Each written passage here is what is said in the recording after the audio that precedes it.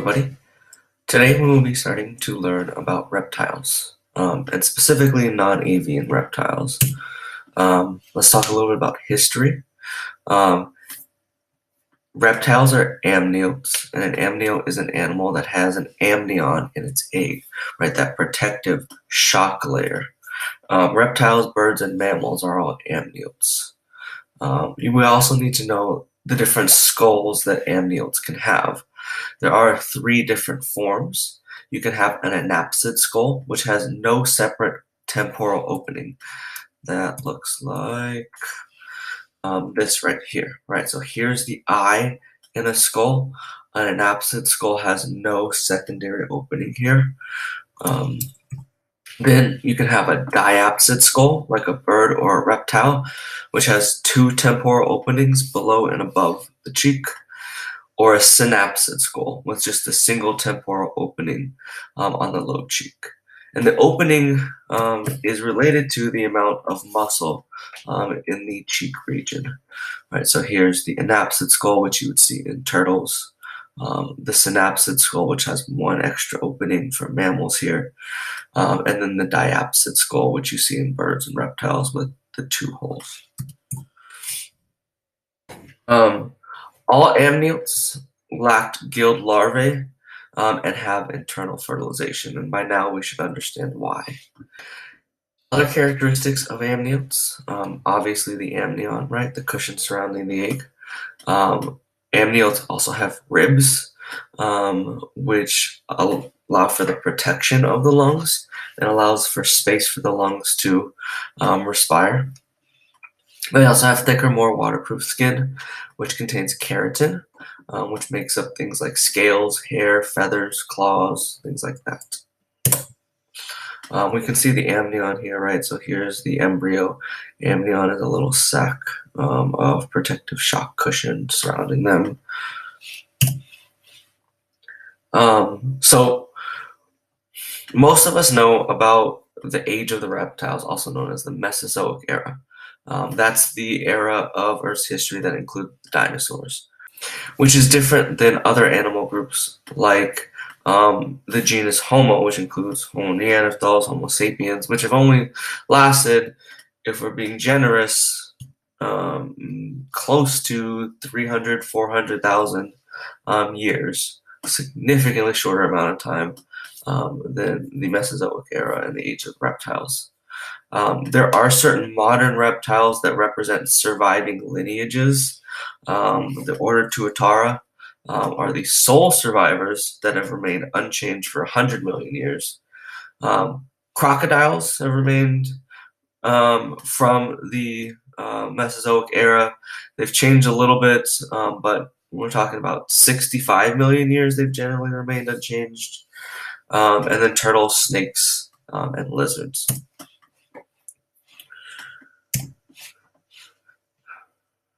The reptile circulatory system is more efficient and versatile than ones that we have previously talked about, specifically the amphibians. The blood doesn't mix fully like it does in amphibians. There are still two atria and one ventricle, but the ventricle is fully partitioned off, and there's no mixing of the blood. The only exception is in crocodiles and all of the relatives. They actually have a four-chambered heart, two atria, two ventricles. And we can look here. Each one of the reptiles has a slightly different way that the blood flows through their body. The lizard, the snake, the turtle are all different depending on the beating of the heart. You don't need to know all of that. Just know that almost all reptiles have three-chambered hearts where there is little to no mixing of the oxygenated and deoxygenated blood, while the crocodiles and all of their ancestors have a full separation, four-chambered heart, no mixing of the blood. Other body parts, we should be able to identify some of these by now, right? Big organ at the top is the lung, right next to the heart, as always. In the digestive system, the liver is always the biggest. Stomach leading to the intestines. All of these animals have a cloaca, which is that all-purpose hole, and then we have other organs inside. Excretion is done through kidneys. In some reptiles, it flows directly out of the cloaca, and in others, they have a bladder which stores it before it's expelled. The nervous system of reptiles is more complex than that of amphibians. The brain of reptiles are relatively small, but the cerebrum is enlarged for sensory information and muscle control for locomotion.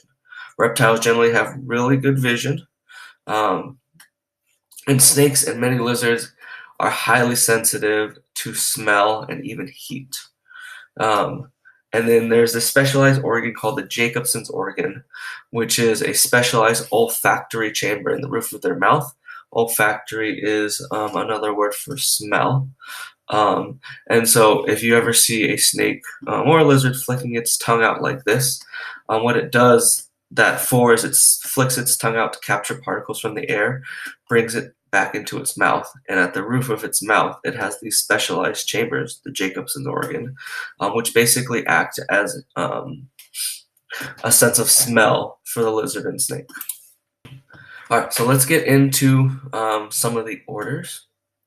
The first order we're going to talk about is order Testuindes, which are turtles. Let's start with the biggest trait that all turtles and tortoises have. It's the shell. So the shell consists of two parts. On the top or the dorsal side is called the carapace, and on the ventral side is called the plastron. Both are made of keratin. Both are also made of these little individual shoots, which are the little sections on the carapace. Those are shed and grow in size with age. The shell is fused to the ribs and vertebrae, which means that they cannot get rid of their shell while being alive. And all turtles lack teeth. We'll talk about a snapping turtle a little bit, but that's not really teeth. We can see the shells here, right? How the ribs, which are right here, and the vertebrae are fused inside of the shell. And when they withdraw their neck, we see this long neck, it just folds in like this. This is the alligator snapping turtle. I'll put a video up for you to watch a little later.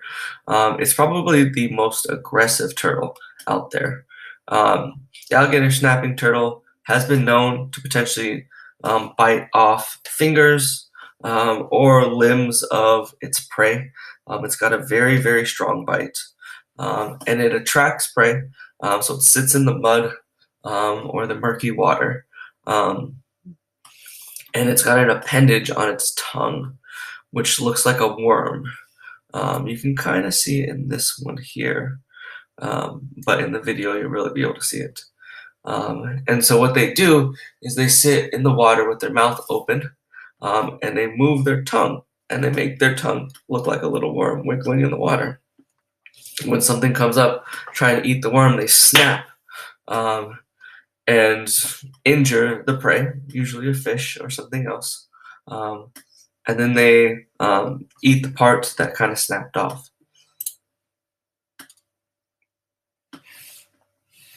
Next up, let's talk about respiratory system and breathing for turtles. Right, the fact that they have a rigid shell and no room to expand makes it really hard to breathe. So they solve that problem by using their abdominal muscles and their pectoral muscles as pseudo-diaphragms. And if you don't know, a diaphragm in your body is the muscle that helps you breathe. All right, so I just wanted to show you the diaphragm so you have an idea of how it works, right? So here are your lungs, and here's the diaphragm.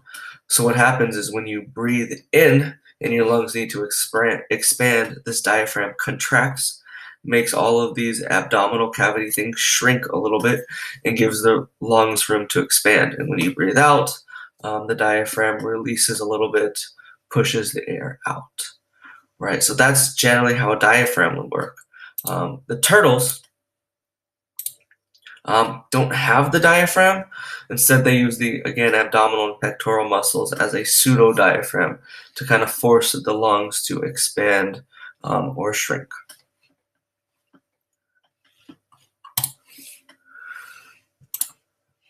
The nervous system of turtles, the brain is really small.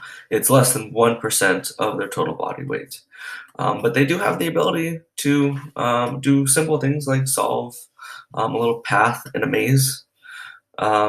They have a middle and inner ear, but their sound perception is relatively poor. But they do have a good sense of smell, vision, and color perception, which is about equal to humans.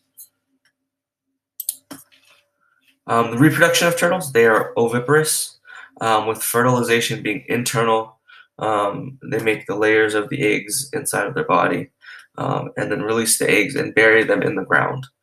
The female will also sometimes lay her eggs in a nest or desert them. In some turtle families, the temperature of the nest can determine the sex of the hatchling. So if they're in a low temperature area, they will produce males. If they're in a high temperature area, they'll produce females. And that's generally what we see here in this graph, right? Anywhere below 29 degrees, you get almost all males here. Anywhere above 30 degrees, we're talking Celsius here, or above, you get all females here. And these are pond turtles. There will be a couple pretty interesting videos on some of the different species of turtles and tortoises. One quick difference before we move on. Turtles swim in water. If you look at their limbs, like you see here, they're meant, they're shaped like fins almost. They're meant for swimming. Tortoises are meant for land, right? So their limbs are meant for walking. That's an important distinction to know. I saw this video a while ago of a guy rescuing a turtle. He's like, "Oh, little buddy, what are you doing out of water? Let me just help you out." And he like threw him back in the water, and he threw a tortoise in the water and didn't know, so he probably drowned that poor tortoise. A couple species here. Here's the leatherback sea turtle, one of the biggest sea turtles in the world, and here's what their babies look like. Here's the Galapagos tortoise. You can see the limbs, how they're a little different. The super large shell. Here's a pig-nosed turtle. You see him here. A snake-necked turtle. All right, let's move on. So order Squamata, which are the scaled reptiles, which includes lizards and snakes. This order accounts for over 95% of all living reptiles, and it's divided into two suborders. The two suborders are obviously lizards and snakes. We see both birthing types here, oviparous and oviviparous. In cold climates, the mother can regulate the temperature of the young, so they're usually kept internal. So in that case, you most likely see oviviparous birthing type. In warmer climates, they don't have to regulate the temperature as much, and so oftentimes they'll just lay eggs. There's one exception, and that's an anaconda. Anacondas give live birth. So let's talk about the suborder of lizards called Sauroria. Those include things like geckos, which are small, agile, usually nocturnal. They have an adhesive toe pad, which allows them to walk on walls and ceilings. There's the iguanodids, which are iguanas. We have like marine iguanas, New World lizards fit in there. Chameleons, which are arboreal. So it means they live in trees, most often found in Africa and Madagascar. And they have an extendable tongue, which I will put a video up so you can see that. Here's a gecko, so you can see the spreading of the toes for the adhesive toe pads. Here's the marine iguana, which if you've never seen a video of them before, I will put it up. But these little guys live on land, but can dive for up to 20 minutes underwater, and they feed on algae at the bottom of the ocean in the Galapagos Islands. And here's a chameleon, and you can see their extendable tongue and color-changing abilities here. Here is a cousin of a chameleon called a namakwa. The namakwa is found in the desert, so which is pretty different from where you would find normal chameleons. And their color changing ability is really to change from this normal brownish color to a white color to reflect the sunlight in the desert. Lizards conserve water by producing a semi-solid urine. So they can go for long periods of time without water. Some of them can store fats in their tail, which will provide energy and metabolic water during a drought or during a time where there's not a lot of food. The Gia monster and the beaded lizard are the only ones capable of a venomous bite, and I'll show you what they look like in a second. And they are all ectotherms, which means they get their body heat and energy to maintain body heat from their environment. Here's the Gia monster. This is what it looks like here. They are found in the deserts of North America and Central America. They are about the size of like a little house cat, maybe a little smaller, and they are one of the venomous species. This right here is a cool example. This is called a glass lizard or a legless lizard. Couple of the ways you can tell the difference is the eardrum externally and the way their body moves. It almost looks like if you took the legs away from a lizard and it had to wobble its body around to move. It moves a little faster and a little more crazy than a snake would. And we can see the body, right? The difference between a legless lizard and a snake. The snake, these ribs extend all the way throughout the body, and they have a different skull than the lizard. Let's talk about snakes next, which is order Serpentes. They are limbless and have lost pectoral and pelvic girdles. So that's basically like shoulder blades and hips, except for the boas and pythons. Their feeding apparatus is one of the coolest things about the snake. So their skull actually has the ability to split up into 4 different parts, I should say their jaw. So their upper jaw and lower jaws can be disconnected in the middle, allowing them to spread out top and bottom. So the 2 halves of the top are loosely joined, 2 halves of the bottom are loosely joined, and all together it can expand to several times of the original diameter. That is why a snake can swallow something significantly larger than its mouth size. All it has to do is unhook its jaws. And so oftentimes you'll see a snake in a situation like this where it looks like it can't eat something that large, and it's like holding it for a long amount of time in its mouth. What it's doing is it's separating its jaw out so that it can swallow it whole.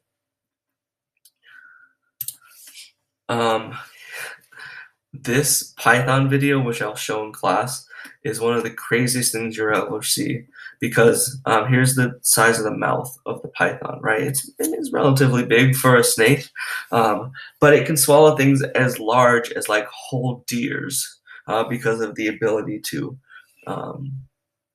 expand its jaw.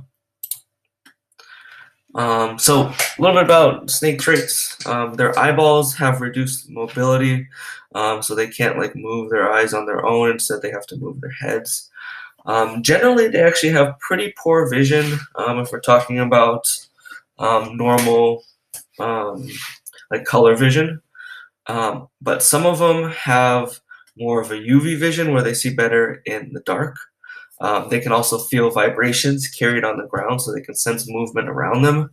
And they have really, really good chemical senses, which are used to sense and hunt their prey. So let's talk about those senses really fast. We talked about the Jacobson's organ, which is the olfactory sense in the roof of their mouth. That's one sensory organ, and their tongues are forked for that reason, to pick up the scent particles. We also have a situation like here with pit vipers. Pit vipers are things like rattlesnakes, which have little pits kind of where you would consider the nostrils to go, right here. And those little pits are filled with nerve endings which are sensitive to heat. And those nerve endings can detect living things surrounding them. And so a living thing most likely has body heat radiating from it. The pit viper can detect that. And the crazy thing about the pit viper as well is that they have hollow fangs, which allow them to inject venom into their prey. Speaking of venomous snakes, you have to look at it as United States and then everywhere else in the world. So on average, there's about 8,000 snake bites each year in the United States, but only about 12 a year result in death from a venomous snake.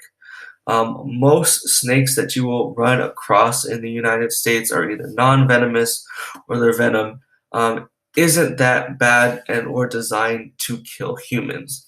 But if we were talking about South America, Asia, and Australia specifically, there you get all of the venomous snakes. So how do non-venomous snakes eat then or kill their prey? Well, most non-venomous snakes then do constricting, right? You've all probably seen a snake constrict on something where it bites it to hold it in place, wraps its body around it, and slowly squeezes it and strangles it until it suffocates to death. And then that's when it will start to eat it. Here's a cool little diagram, which I thought you might like, the different ways that snakes can move.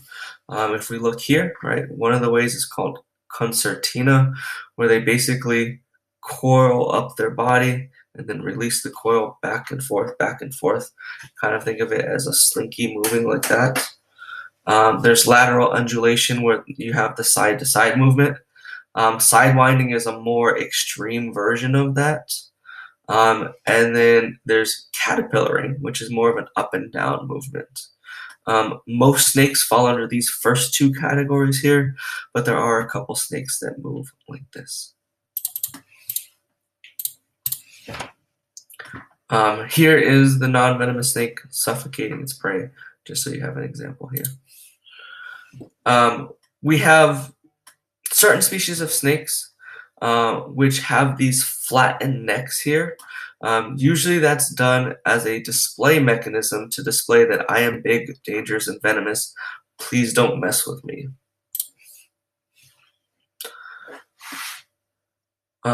So a lot of snakes have a combination of different types of venom. The two main types of venom are called neurotoxins or hemorrhaging type venom. The neurotoxin messes up the nervous system and can inhibit respiration in the body, making it hard to breathe, while the hemorrhaging type of venom can break down blood vessels and make it hard for blood to clot. And so snakes will not have one or the other. There'll be a combination of one of the two, which is why it's important, if you ever do get bitten by a snake, to either, if you can, bring the snake body or a picture, or know what type of snake bit you, because each snake's going to have a different type of anti-venom needed to treat it, because each snake has a different combination of venom here. Sea snakes and the Australian tiger snake are the two snakes with the most deadly venom per unit volume. And we can see here how the venom works, right? Here's the fangs, they're hollow here. And so this is where the venom discharges from. And if you backtrack it here, it leads to a venom gland and a venom duct, which are in the head of the snake. And then there's this little glottis right here, which is actually an opening for breathing, right? So one of the hardest things to do for a snake is to breathe while they have a large prey in their mouth. This glottis helps that process.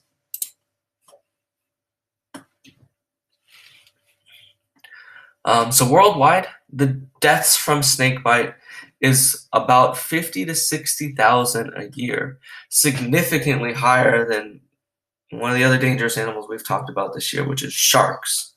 But if we're looking at snake species, less than 20% of all snake species worldwide are venomous. Unless you live in Australia, where venomous outnumber non-venomous 4-1.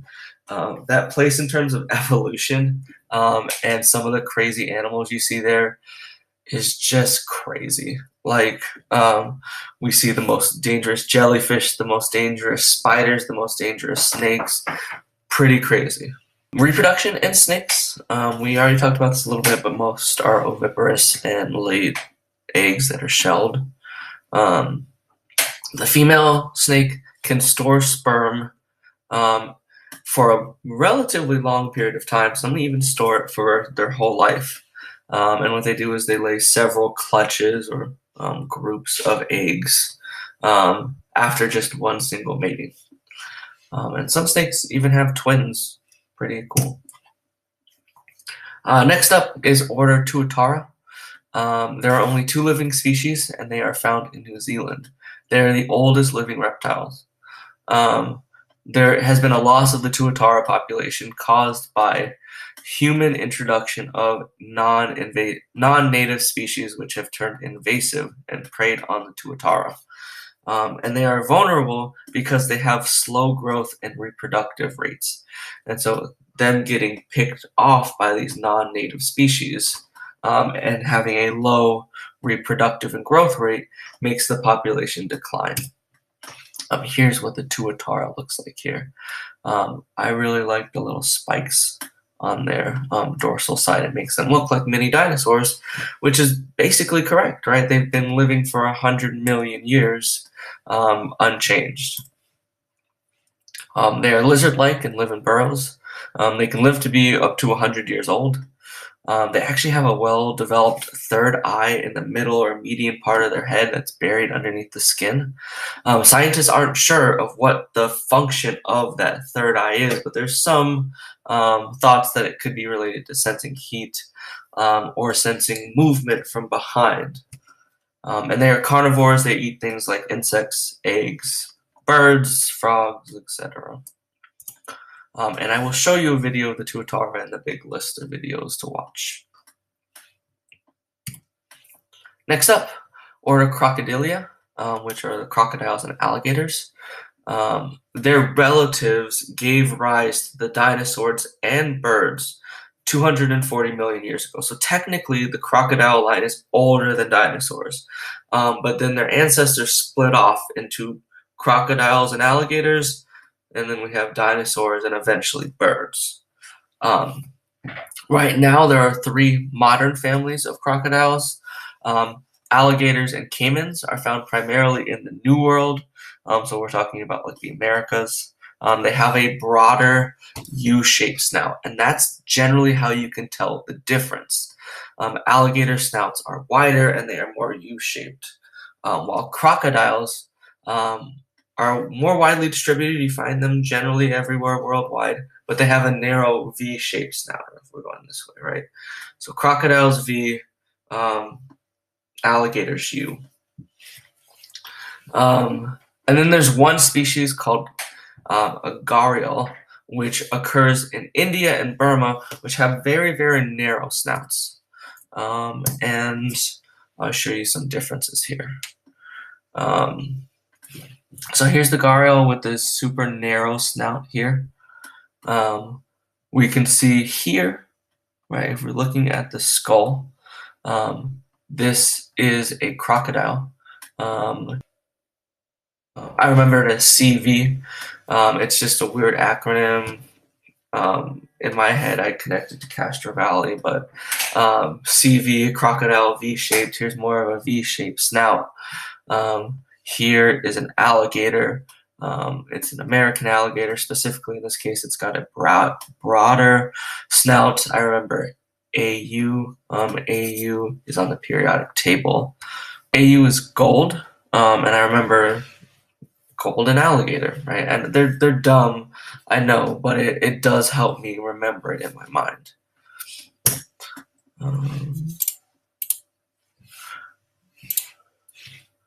So, interesting part about crocodiles is their teeth. So we have teeth set into sockets called theocondent dentation. That is similar to how your teeth are. Most of you don't think about this, but teeth set into sockets in the mouth is a relatively new trait of animals we've talked about, right? No amphibians have it, very few reptiles have it, except for crocodiles. They have a 4-chambered heart. Other reptiles have 3.